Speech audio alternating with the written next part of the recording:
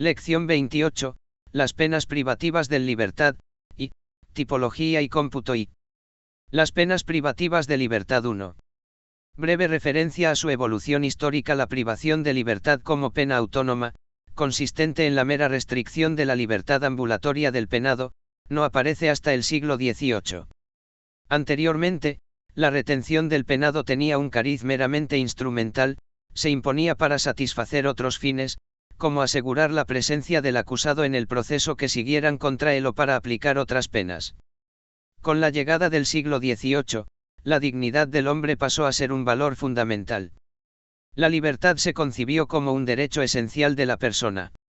En ese contexto, la privación de libertad se perfiló como el castigo por antonomasia de los sistemas políticos liberales del siglo XIX.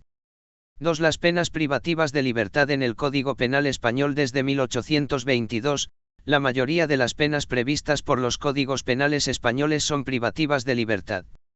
En virtud de su duración y las condiciones de cumplimiento, se diferenciaban distintas clases de penas privativas de libertad que suponía el encierro institucionalizado del individuo. El Código Penal de 1995 simplificó el sistema punitivo, pues contemplaba una sola clase de pena de prisión, que puede considerarse grave o menos grave, en función de su duración. Tras la reforma introducida por la 1/2015, se introduce la pena de prisión permanente revisable, que tiene la consideración de pena grave. El sistema vigente incorpora otras dos clases de penas a la categoría de penas privativas de libertad, como son la localización permanente y la responsabilidad personal subsidiaria por impago de multa. 2.1 La prisión permanente revisable. 2.1.1 Consideraciones previas. La prisión permanente revisable ha sido introducida por la reforma de la LO 1/2015. El legislador justifica esta decisión en base a tres razones. La prisión permanente revisable constituye una pena presente en los ordenamientos de otros países de nuestro entorno europeo. Se considera que este tipo de respuesta punitiva es necesaria como consecuencia de delitos de extrema gravedad. El hecho de que esta pena está sujeta a un régimen de revisión, permite su remisión, lo que hace que la misma no resulte contraria al artículo 25.2 CE 2.1.2 Contenido, extensión y cómputo. La prisión permanente revisable consiste en la obligación del penado de permanecer retenido en un centro penitenciario durante un tiempo y de manera continuada. De acuerdo con el artículo 33.2 CP, la prisión permanente revisable tiene la consideración de pena grave. Con respecto al cómputo de la prisión permanente revisable, son aplicables las mismas reglas previstas para el cómputo de la pena de prisión. 49 En lo que se refiere a su extensión, la prisión permanente revisable es una pena de duración indeterminada, que puede prolongarse tanto como la vida del penado. 2.1.3 Ámbito de aplicación. La prisión permanente revisable está prevista como pena principal de los siguientes delitos: delito de asesinato, siempre que se den alguna de las siguientes circunstancias: primero, que la víctima sea menor de 16 años de edad o se trate de una persona especialmente vulnerable; segundo, que el hecho fuera subsiguiente a un delito contra la libertad sexual que el autor hubiera cometido sobre la víctima; tercero, que el delito se hubiera cometido por quien perteneciera a un grupo u organización criminal; al reo de asesinato que hubiera sido condenado por la muerte de más de dos personas se le impondrá la pena de prisión permanente revisable. Homicidio del rey, de la reina o del príncipe o princesa de Asturias; homicidio del jefe de un estado extranjero; genocidio; delitos de lesa humanidad. 2.2 La prisión. 2.2.1 Contenido y extensión. El contenido de la pena de prisión es el mismo que el de la pena de prisión permanente revisable. Con respecto a su extensión, el Código establece, con carácter general, un límite mínimo y un límite máximo de duración. Como regla general, el límite mínimo es de 3 meses. Si procediese imponer una pena de prisión inferior a 3 meses, esta deberá sustituirse por la pena de multa, trabajos en beneficio de la comunidad o localización permanente. No obstante, se contempla la posibilidad de que se imponga una pena de prisión inferior a 3 meses cuando excepcionalmente así lo dispongan otros preceptos del Código. Como regla general, el límite máximo es de 20 años, según el artículo 36.2 CP, el cual prevé que otros preceptos del Código excepcionalmente establezcan penas de prisión de duración superior. El límite máximo se puede rebasar de las siguientes maneras: Primero, hay delitos cuya regulación prevé específicamente penas de hasta 25 años de prisión. Segundo, la aplicación de las reglas del concurso de delitos puede resultar en el cumplimiento de penas de prisión de 25, 30 y hasta 40 años de duración. Tercero, en supuestos de pluralidad delictiva en los que no quepa aplicar las reglas de acumulación de penas que suponen la imposición de un límite máximo de cumplimiento efectivo, la pena de prisión no queda sujeta a términos absolutos en cuanto a su duración. Cuarto, la concurrencia de más de dos circunstancias agravantes sin que concurra circunstancia atenuante alguna, puede dar lugar a la aplicación de la pena superior en grado a la prevista por la ley, en su mitad inferior. 2.2.2 Cómputo. Con respecto al inicio del cómputo, el art. 38 CP distingue entre dos posibilidades: cuando el reo esté preso, la duración de la pena empezará a computarse desde el día en que la sentencia devenga firme. Cuando el reo no estuviese preso, la duración de la pena empezará a contar desde que ingrese en el establecimiento adecuado para el cumplimiento de la pena de prisión. 52.2.3 El problema de la pena de prisión. La crisis de la pena de prisión. La prisión se ha revelado más ineficaz de lo esperado para satisfacer muchos de los cometidos que le fueron asignados. Las disfunciones son varias. La prisión no es infalible desde el punto de vista preventivo general negativo, teniendo en cuenta las dimensiones absolutas de la población que habita nuestros centros penitenciarios. Desde el punto de vista preventivo especial negativo, la cuestión resulta más compleja de valorar. Esos efectos preventivos especiales no se prolongan más allá de la duración efectiva de la pena, teniendo en cuenta que un porcentaje de los penados vuelve a delinquir después de haber sido liberado.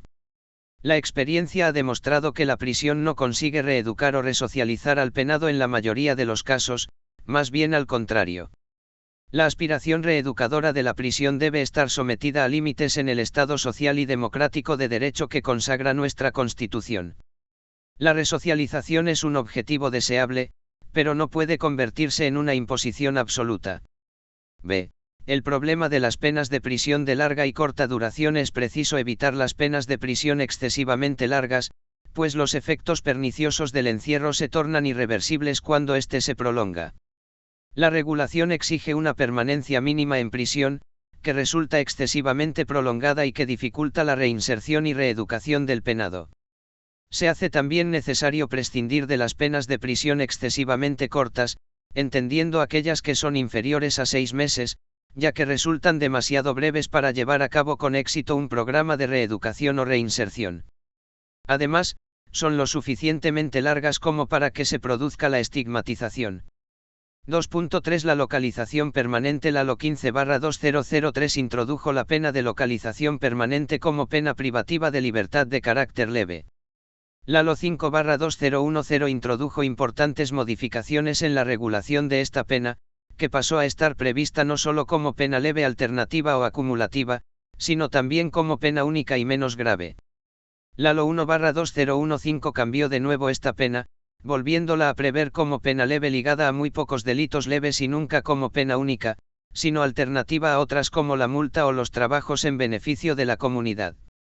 2.3.1 Contenido y régimen de cumplimiento. La localización permanente obliga al penado a permanecer retenido en un lugar determinado durante un periodo de tiempo.